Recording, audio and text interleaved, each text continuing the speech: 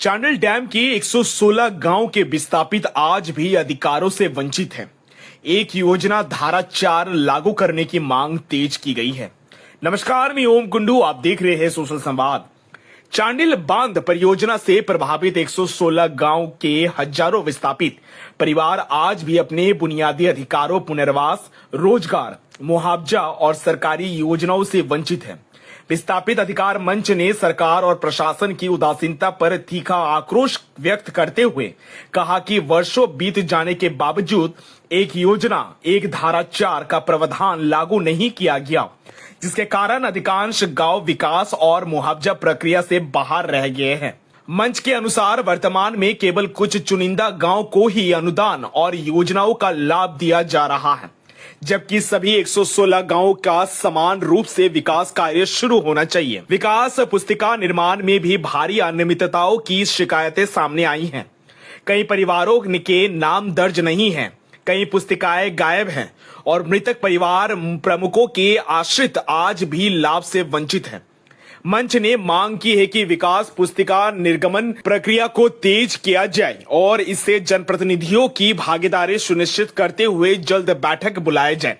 रोजगार के मुद्दे पर भी मंच ने गंभीर सवाल उठाया है। झारखंड सरकार की भर्ती नियमावली के बावजूद स्थानीय विस्थापित युवाओं को नौकरी नहीं मिल रही है, जबकि बाहरी अभ्यर्थियों को प्राथमिकता दी जा रही है। मंच ने जल संसाधन विभाग सहित सभी सरकारी विभागों में विस्थापितों के लिए विशेष भर्ती अभियान चलाने की मांग की है। साथ ही चांडिल डैम के जल का उपयोग करने वाले कंपनियों में स्थानीय लोगों को अनिवार्य रोजगार देने और आईटीआई व पॉलिटेक्निक संस्थानों में मुफ्त प्रशिक्षण उपलब्ध कराने की बात कही गई है। 2005 की पुनर्वास नीति के तहत मिलने वाले आरक्षण को भी फिर से लागू करने की मांग उठी है। इचागढ़ प्रखंड के हड़ात, पहाड़पुर और चिरकुई जैसे गांव आज तक विकास पुस्तिका से वंचित हैं, जिसे मंच ने प्रशासनिक विफलता का स्पष्ट उदाहरण बताया है। पुनर्वास स्थलों की स्थिति भी चिंताजनक बनी हुई है। पिछले 3 वर्षों से भूखंड आवंटन के लिए अध्यक्ष की नियुक्ति नहीं होने के कारण जमीन आवंटन की प्रक्रिया ठप पड़ी है। 22 में से केवल 13 पुनर्वास स्थलों पर आंशिक बसावट हो पाई है, जबकि 9 स्थल अब भी विकास से पूरी तरह वंचित हैं। बिहार काल में बनी बुनियादी सुविधाओं की मरम्मत तक नहीं की गई है। रोजगार के अभाव में विस्थापित परिवार पलायन को मजबूर हैं और कई क्षेत्रों में दलालों द्वारा अवैध प्लॉटिंग और कब्जे की शिकायतें भी सामने आई हैं।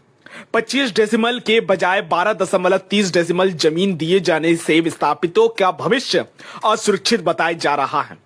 मंच ने पुनर्वास अनुदान राशि को वर्तमान महंगाई के अनुरूप बढ़ाने और सभी प्रभावित परिवारों को पूर्ण पुनर्वास पैकेज देने की भी मांग की है। इसके अलावा विस्थापित क्षेत्र के ग्रेड 2 बालू घाटों को बाहरी ठेकेदारों को दिए जाने के विरोध करते हुए मंच ने मांग की है इनका आवंटन ग्राम सभा के माध्यम से स्थानीय विस्थापितों को और रोजगार युवाओं को किया जाए, ताकि उन्हें स्थायी रोजगार और आर्थिक आत्मनिर्भरता मिल सके। सभी 116 गांव में धारा 4 लागू हो, विकास कार्य शुरू हो, विकास पुस्तिका में सुधार किया जाए, विस्थापितों के लिए विशेष भर्ती अभियान चलाए जाए, कंपनियों में स्थानीय रोजगार अनिवार्य किया जाए, वन अधिसूचना स्थिर हो, मुआवजा व्यवस्था लागू हो, पुनर्वास अनुदान बढ़ाया जाए, सभी पुनर्वास स्थल विकसित किया जाए और बालू घाट ग्राम सभा को सौंपा जाए।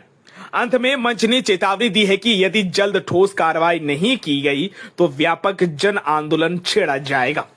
उनको कम से कम 20 लाख मुआवजा और उनके पत्नी को जो नौकरी है वो दिलवाने का प्रयास करें और उनके बच्चों को स्कूल में 18 साल होने तक उनके शिक्षा मुफ्त कराया जाए और इस डैम से जो नहर में सिंचाई हेतु जो पानी छोड़ा जाता है, इसके अलावा कई जगह पे अवैध तरीके से नरसिंह इस्पात पानी ले रहा है। नहीं मालूम वो उसके बदले में राजस्व को सरकार को मिल रहा है या नहीं मिल रहा है, हमको नहीं मालूम है, लेकिन कई जगह से वो पानी ले रहा है, जिसकी मैं संज्ञान दे रहा हूँ। उसको भी जांच थोड़ा किया जाए। धन्यवाद। आज बैठक का उद्देश्य था कि स्वर्णरेखा मल्टीपर्पज प्रोजेक्ट को 45 सालों से पहले बना था और इसमें बहुत सुविधाएं नहीं दी गई है या बहुत लोगों में आक्रोश है और हमारे आयोग में उनके शिकायत पत्र भरे हुए हैं। तो मैं यहाँ देखने आई थी कि वास्तव में स्थिति क्या है और मेरा उद्देश्य था विस्थापित और स्वर्णरेखा मल्टीपर्पज प्रोजेक्ट के ऑफिसर का आमना सामना करा करके। बहुत सारी बातों में होता है कि कम्युनिकेशन गैप हो जाता है, लोग ऑफिस में नहीं आ पाते हैं या कहीं पर बात नहीं हो पाती है, इसलिए ऐसा। लेकिन यहाँ पे आकर के यहाँ के जो ऑफिसर्स है, जो एडिशनल डायरेक्टर, जो यहाँ पे एसडीओ और सीओ, सब लोग का रुख बहुत ही पॉजिटिव है और मुझे उम्मीद है कि बहुत जल्दी इसका समाधान हो सकता है अगर 1 to 1 हम लोग बात करें, विस्थापित आकर के अपनी समस्याएं बताएं, तो हम लोगों को बीच में हस्तक्षेप करने की आवश्यकता बहुत कम रहेगी। और कुछ जो राज्य स्तर से या नीतिगत मामले हैं, उसमें हम लोग हस्तक्षेप करेंगे।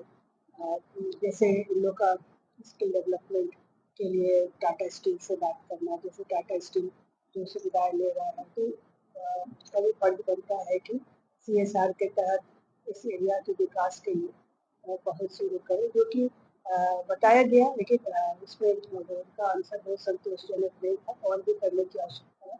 और ऐसे बहुत सारे नीतिगत मामले हैं जिसमें हम लोग आयोग का हस्तक्षेप करेंगे आयोग की तरफ से, और कोशिश करेंगे कि इन लोग का नर्मदा सरोवर प्रोजेक्ट में जो सुप्रीम कोर्ट का वर्डिक्ट आया है, उस लाइन पर इनको सुविधाएं मिले। अप्रूवल लेना होता है। आयोग अगर चाहेगा, आयोग इसमें देखेगा कि हाँ, इसमें बहुत सी मतलब मामला बहुत जेन्युइन है, ऑथेंटिक है, इसमें आपको जाना चाहिए, तभी आयोग आ सकता है। लेकिन अब इस पर आयोग का यह निर्णय हुआ है कि ये बहुत ही जेन्युइन मामला है इसमें, और बहुत बहुत दिनों का पेंडिंग मामला है, इसमें आप जाइए और इसके सुधारने की कोशिश में हम लोग क्या कर सकते हैं ये देखिए। तो अब तो मेरा 2 विजिट हो चुका है, एक पिछले महीने में भी आई थी वहाँ पर ईचागढ़ ब्लॉक में, एक दूसरा चांडिल ब्लॉक। अगले महीना मेरा हिंदी विजिट होगा और उसके बाद पिपरी होगा। चारों ब्लॉक की वास्तविक स्थिति पता लगाने के लिए स्थल निरीक्षण करना होगा। तो ये अब हम लोग कोशिश करेंगे कि अब इसको लॉजिकल एंड जो बोलते हैं, लॉजिकल एंड तक लाने की कोशिश करें। और बहुत अच्छी बात है कि लोकल एडमिनिस्ट्रेशन, हमारे एसडीओ साहब, हमारे एडी साहब, एडिशनल डायरेक्टर साहब और देखा प्रोजेक्ट काफ़ी उनका हेल्प लेना, और मिलजुल करके ही ये कम हो सकता है, अकेले तो करना मुश्किल है। आप जहाँ विजिट किए वहाँ धरातल पर क्या कुछ देखा? नहीं, धरातल पर तो स्थिति अच्छी नहीं लगी। जो भी पुनर्वास स्थल है वहाँ पे कुछ भी नहीं है, ना वहाँ पे आंगनबाड़ी केंद्र है, ना वहाँ स्वास्थ्य केंद्र है, रोड भी नहीं है, जाने में बहुत दिक्कत है, पानी का भी प्रॉब्लम है, अभी तो ठीक है।